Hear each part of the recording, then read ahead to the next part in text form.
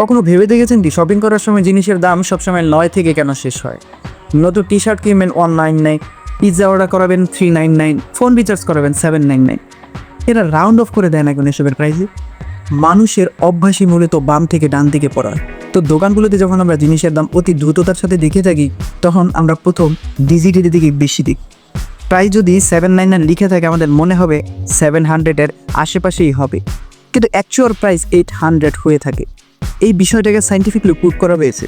2012-এর এক স্টাডিতে বলা হয় স্টক মার্কেটে যেসব স্টকের প্রাইস রাউন্ড নাম্বারে হয়ে থাকে সেগুলো মানুষ কম কিনে, কিন্তু এসবের প্রাইস যখন রাউন্ড নাম্বার থেকে 1 পয়সা কম হয় তখন এগুলো এক্সেসিভলি মানুষ কিনে নেয়। আরও একটি ইন্টারেস্টিং বিষয়, 2014 সালের একটি গবেষণায় দেখা যায় মানুষ প্রোডাক্টকে অনেক হাই ভ্যালুয়েবল মানে যখন জিনিসের দাম 9 থেকে শেষ হয়। উদাহরণস্বরূপ কোনো কিছুর দাম যখন স্বভাবতই 0 থেকে শেষ হয়, এমন এক পারসেপশন চলে আসে যে অনেক হায়ার কোয়ালিটির সমান হয়ে যায়। নতুন কিছু জেনে থাকলে লাইক এবং কমেন্ট করে যাবেন। অসংখ্য ধন্যবাদ সবাইকে।